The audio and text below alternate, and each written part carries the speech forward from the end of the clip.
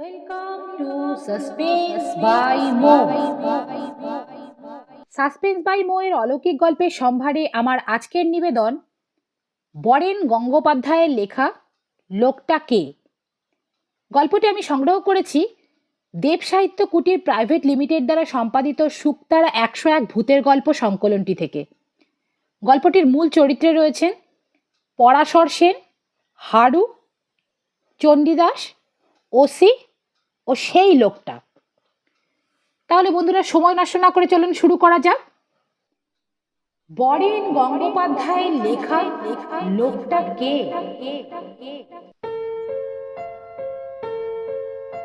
Private detective হিসেবে পরাশর সেনের তখন বেশ নামডাক। এই নাম ছড়াবার পেছনে রয়েছে একটা জোড়া খুনের রহস্য উদ্ধার।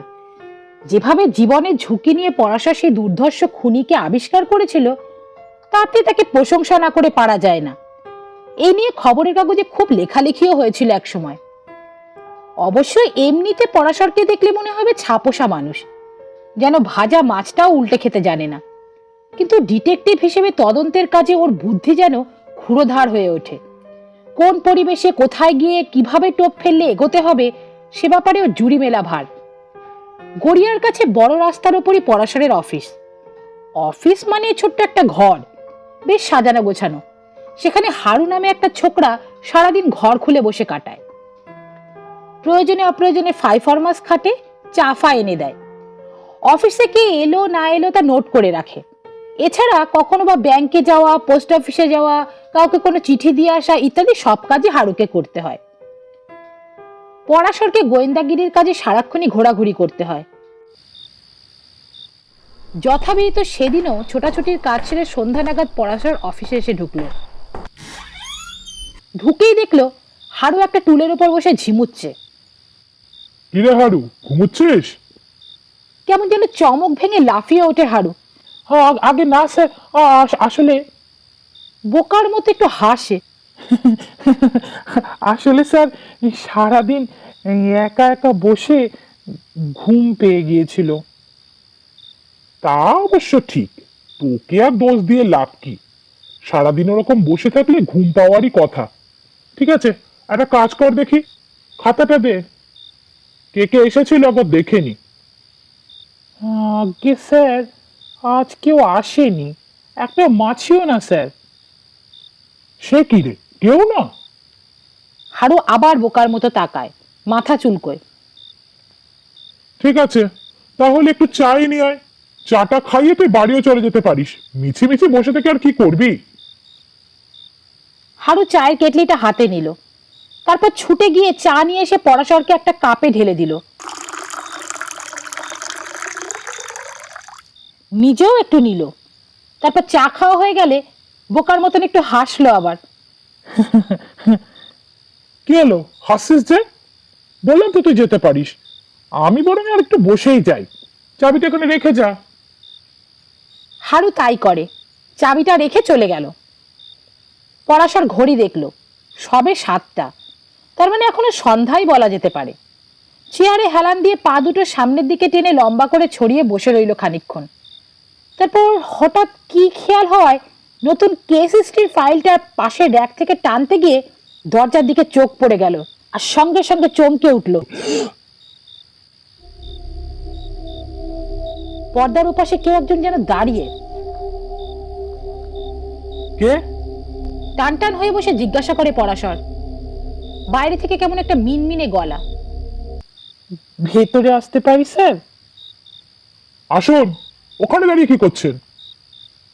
পর্দা সরিয়ে লোকটা দরজার সামনে এসে দাঁড়ায়, কেমন যেন ইতস্তত ভাব।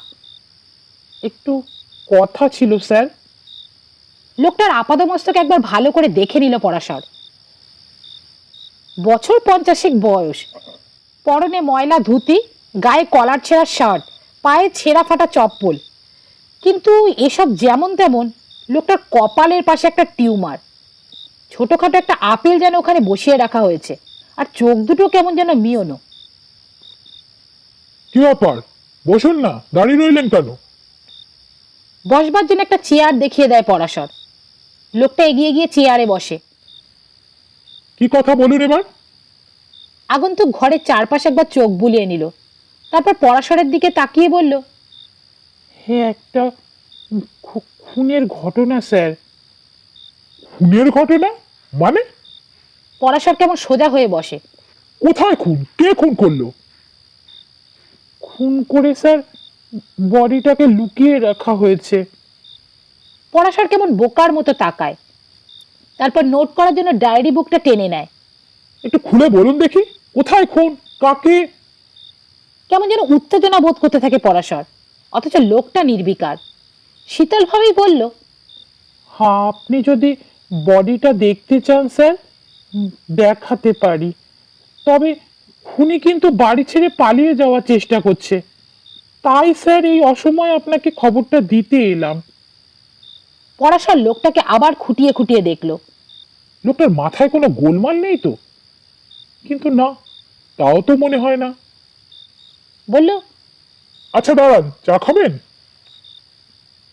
না স্যার, হ্যাঁ আমি চা খাই না। তাছাড়া স্যার, এদিকে যদি দেরি করেন লোকটা কিন্তু পালিয়ে যাবে। আজ রাতের ট্রেনেও বোম্বাই পালাবে বলে ঠিক করেছে, টিকিটও কাটা হয়ে গেছে ওর। পরাশর বলল, কিন্তু ব্যাপারটা একটু খুলে বলবেন তো, ঘটনাটা কোথায় ঘটেছে, কে সে? বেশি দূরে নয় স্যার, এই গড়িয়াতে, খালের ধারে, একটা বহুকালের পুরনো বাড়িতে। ঠিকানা বলুন। ঠিকানা বলল লোকটা। পরাশর চটপট তা লিখে নিল। বেশ, এবার বলুন কে খুন হয়েছে আর কেই বা খুন করেছে, কি নাম তার? যে খুন করেছে স্যার, তার নাম সি দাস, মানে চণ্ডী দাস। মহা ফেরেববাজ লোক, ডেঞ্জারাস। বটে, কাকে খুন করেছে? হ্যাঁ আগে স্যার, ওরই এক পার্টনার, অম্বিকা রায়কে। টাকা পয়সা নিয়ে দুজনের মধ্যে অনেকদিন ধরেই ঝগড়া চলছিল। আজই স্যার সকালে নিজের বাড়িতে অম্বিকাকে ডেকে নিয়ে গিয়ে মকা বুঝে খুন করে। আজ সকালে? কিভাবে খুন করলো? বাড়িটা স্যার এমনিতেই খুব নির্জন, চণ্ডী ছাড়া আর কোনো লোক থাকে না ওখানে। দুজনে ঘরের ভিতর বসে কথা বলছিল, হঠাৎ সুযোগ বুঝে চণ্ডী একটা চপার দিয়ে ওর মাথায় একটা কোপ মারে, আর তাতেই স্যার। বটে, তা আপনি জানলেন কি করে? আপনি কি দেখেছেন? লোকটা কি যেন একটা উত্তর দিতে যাচ্ছিল, আর ঠিক তখনই কেলেঙ্কারি। টুক করে আলো নিভে গেল। পরাশর জানলা দিয়ে বাইরে তাকিয়ে বুঝলো লোডশেডিং। লোকটা বলল, হ্যাঁ, আমি তাহলে যাই স্যার। খুনের খবরটা আপনাকে দেওয়াই আমার উদ্দেশ্য ছিল। এবার আপনি যা ভালো বুঝবেন করবেন। বলতে বলতে লোকটা উঠে দাঁড়িয়েছে টের পেল পরাশর। সে কি মশাই, কোথায় যাচ্ছেন? কথাই তো হলো না। তাছাড়া স্পটটা দেখাবেন তো আমাকে। সেখানে আমার যাওয়াটা ঠিক হবে না স্যার, আপনি একাই চলে যান। এই এখনই গেলে চণ্ডীবাবুকে পেয়ে যাবেন, ওকে জিজ্ঞাসা করলেই সব সব জানতে পারবেন। টুক করে ঘরের পর্দা সরিয়ে বেরিয়ে গেল আগন্তুক। পরাশর কেমন বোকার মতো তাকিয়ে রইল, তারপর উঠে দাঁড়ালো। ঘরের ভেতর এভাবে এখন বসে থাকার মানে হয় না। একটু কি ভেবে জানলা বন্ধ করে দিল, তারপর বেরিয়ে এলো ঘরের বাইরে। চারপাশে তাকালো, না, লোকটা উধাও। অদ্ভুত ব্যাপার, পাগল না তো? হঠাৎ করে এসে একটা মার্ডারের কথা শুনিয়ে গেল, অথচ চোখে মুখের বিন্দুমাত্র উত্তেজনা নেই। নাকি আমাকে খানিকটা হ্যারাস করার জন্য ব্যাপারটা করে গেল?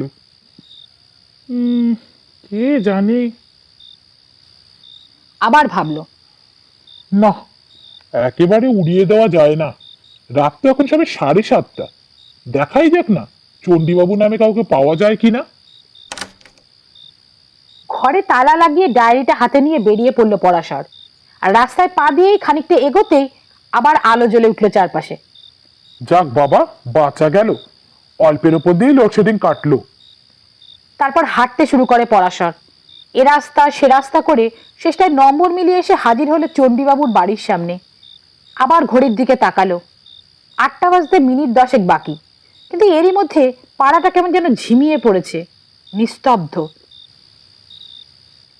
বাড়িটার দিকে তাকালো, বহু পুরনো আমলের বাড়ি।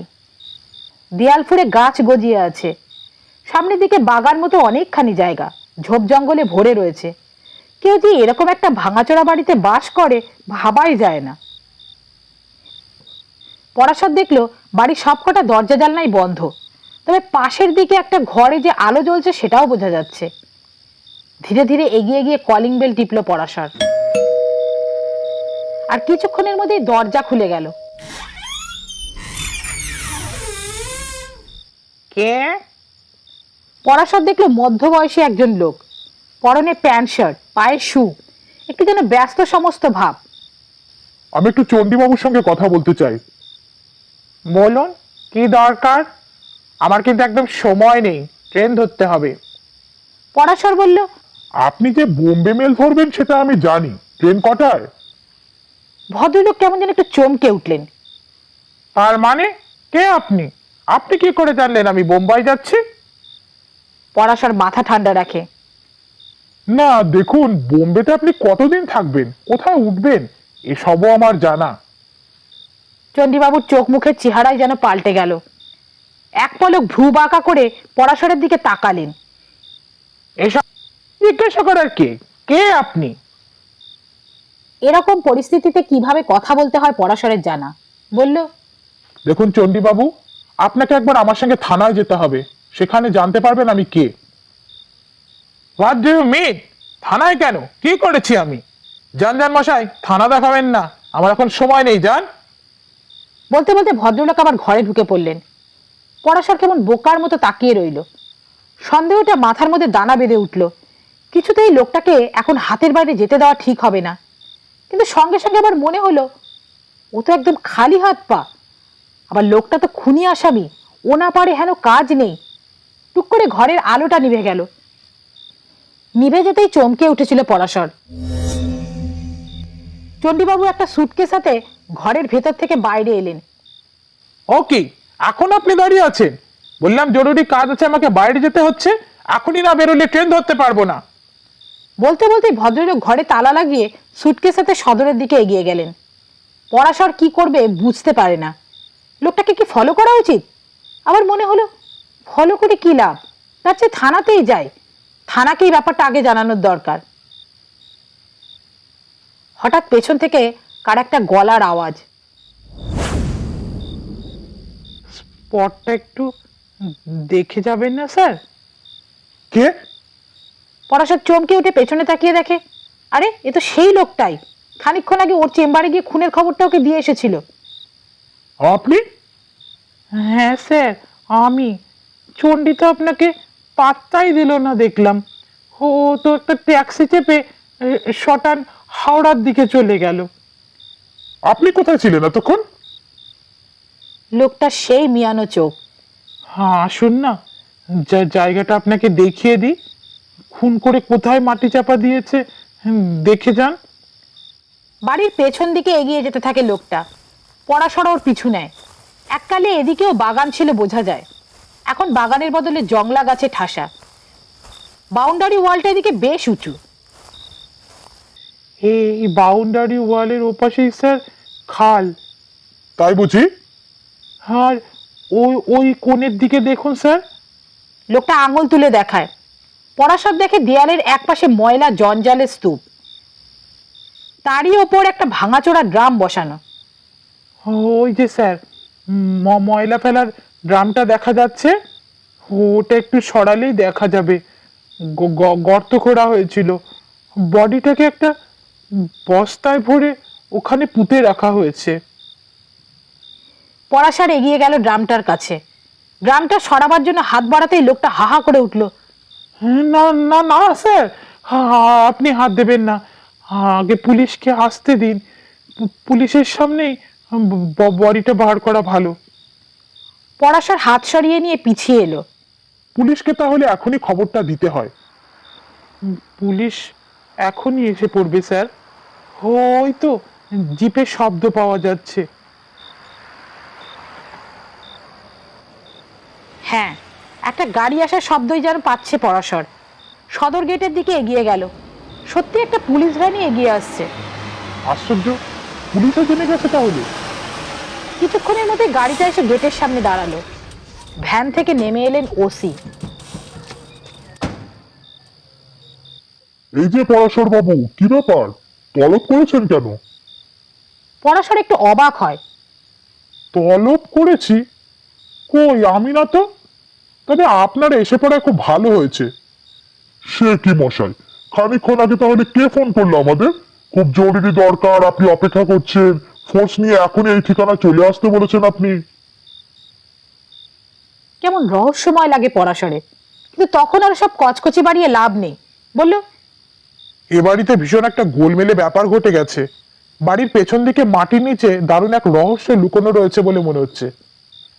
তাই নাকি? কি রহস্য, চলুন তো দেখি। খোঁড়াখুড়ি শুরু হয়ে গেল। ড্রামটা সরিয়ে খানিকটা মাটি খুঁড়তে বেরিয়ে পড়লো ওই বস্তাবন্দি একটা মৃতদেহ। টেনে উপরে তুলে আনা হলো বডিটাকে। তারপর টর্চের আলোর মধ্যে বস্তাটাকে কেটে সরাতেই চমকে উঠে পরাশর। আরে, এ কি করে সম্ভব? পরনে ধুতি, গায়ের শার্ট, আরো আশ্চর্য, লোকটার কপালের পাশে সে আপেলের মতো টিউমারটাও। কি হলো? পরাশর চারপাশে তাকায়, কিন্তু এতক্ষণ যে লোকটার সঙ্গে কথা বলল, সে কোথায়? কে কোথায়? কার কথা বলছেন? পরাশর এবার ভয়ে ভয়ে তাকায়। জানেন ওসি, অবিকল এরকম চেহারারই একটা লোক আমার চেম্বারে খুনের ঘটনার খবরটা দিতে গিয়েছিল। আবার কিছুক্ষণ আগেও লোকটা এখানে এসে আমার সঙ্গে কথা বলে গেছে। অবিকল এই চেহারা, এরকম ধুতি শার্ট, কপালের টিউমারটাও। তার মানে আপনি বলছেন? বিশ্বাস করুন ওসি, আমার মনে হচ্ছে ওই লোকটার আত্মাই আমাকে এখানে টেনে এনেছে। থানায় যে ফোনটা গিয়েছিল সেটাও বোধহয় ওরই কীর্তি। তাই নাকি? পুলিশ অফিসারও কেমন বোকার মতো হাঁ করে তাকিয়ে রইলেন। তারপর সোজা হাওড়া স্টেশনে। বোম্বে মেলেই পাওয়া গেল চণ্ডীকে। তাকে ধরে নিয়ে যাওয়া হলো থানায়। পুলিশের কাছে চণ্ডী স্বীকার করলো বন্ধুকে সেই হত্যা করেছে।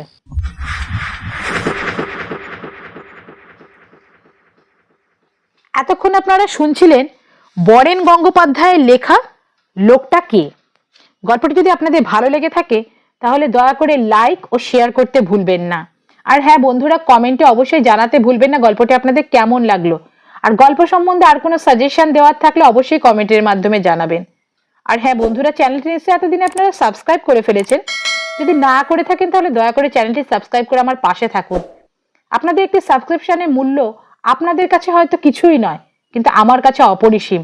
আপনাদের সাবস্ক্রিপশন ছাড়া চ্যানেলটি আমার পক্ষে এগিয়ে নিয়ে যাওয়া সম্ভব নয়। তাই পাশে থাকবেন এই আশা রেখে আসতে হবে। এই পর্যন্তই রাখি। ধন্যবাদ বন্ধুরা।